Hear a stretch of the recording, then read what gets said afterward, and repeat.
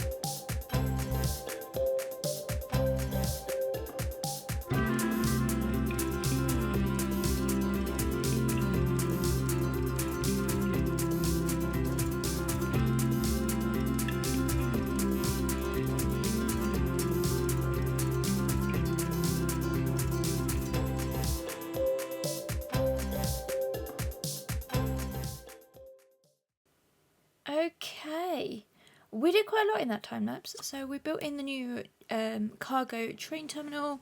We got in a lot of the farms. We did some fake fields, which I've got to say I absolutely love. And the new, I say new, they're not really that new, but the floor decals that kind of make them into farming sort of fields, I think they are gorgeous and kind of just add so much more to this whole sort of area into here.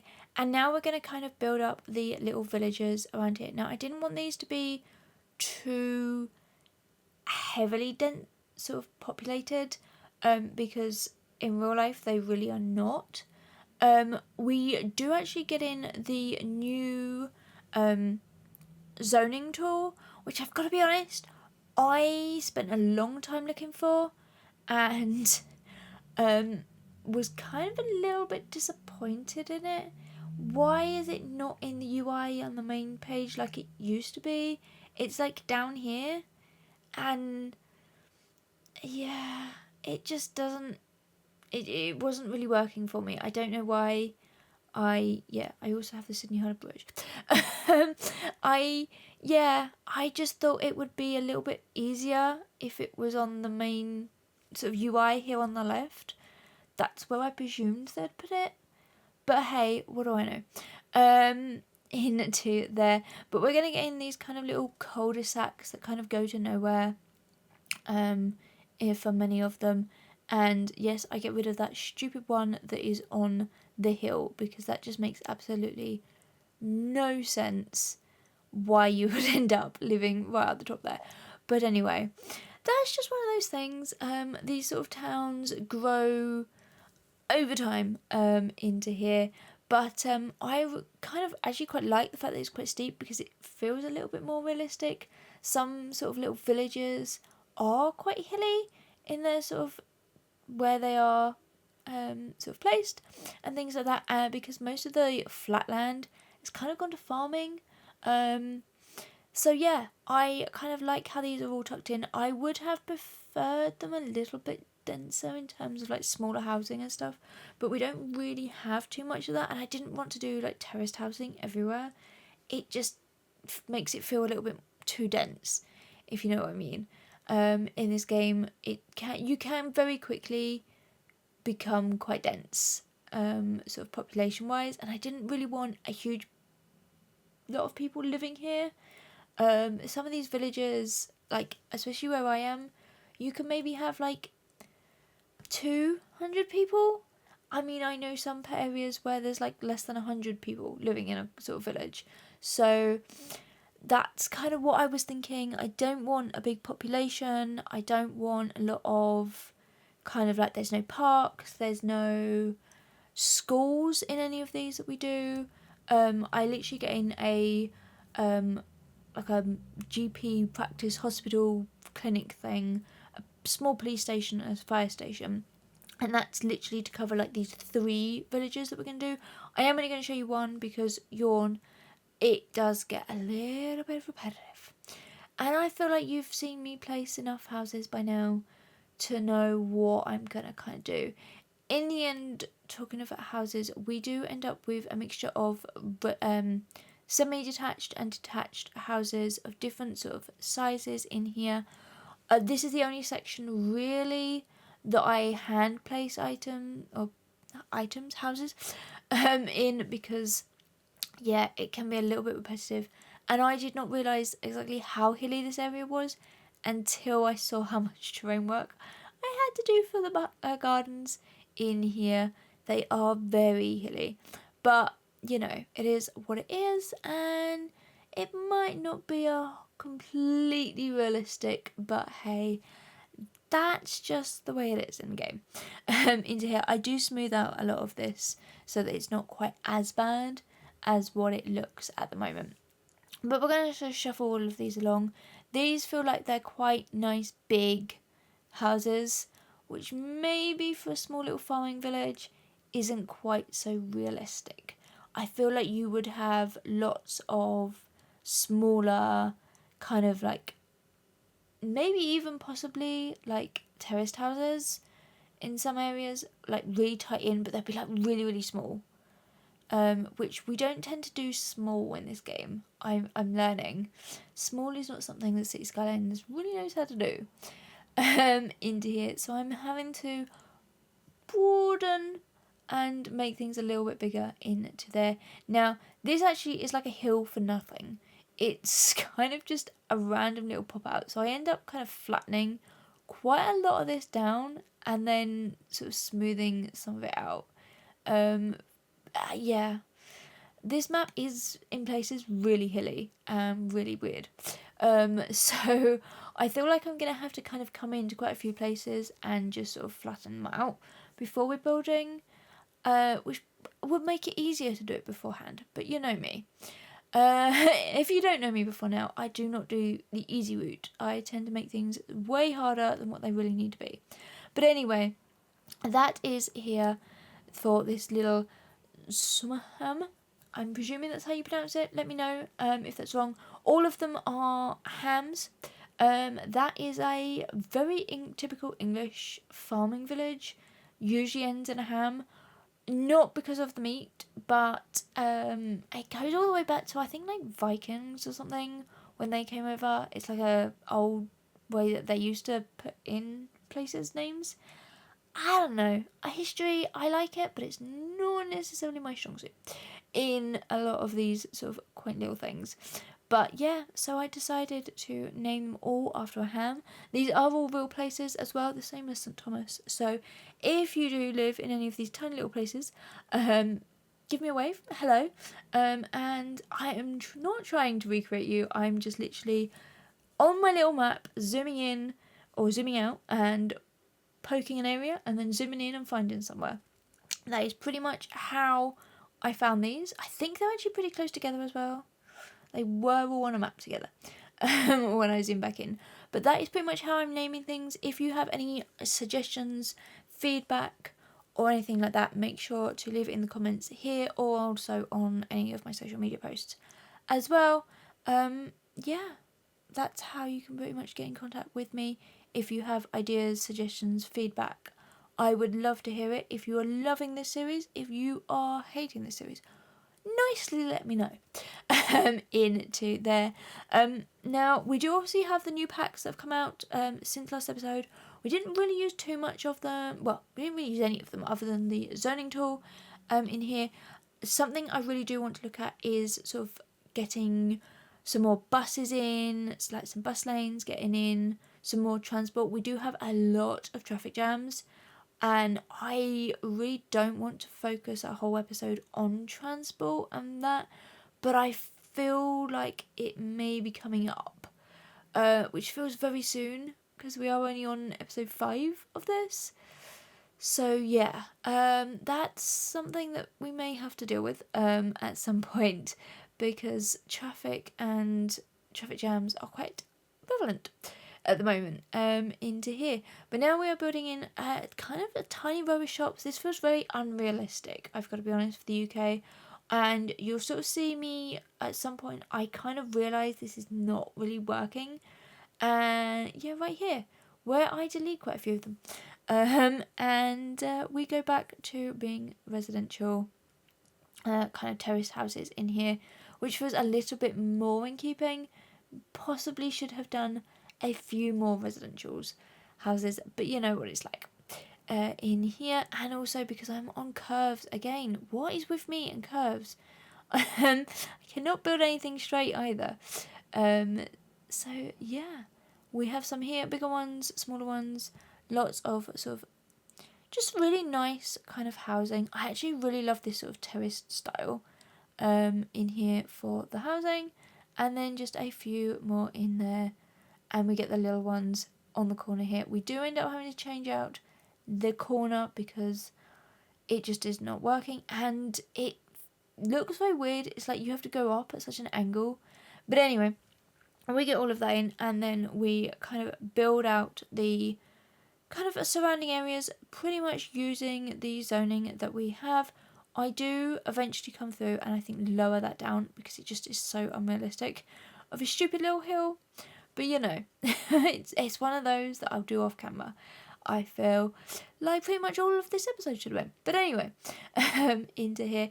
We will be back soon. I do now want to kind of focus a few more on some Sims videos in there. I have got some plans for what I want to do in there.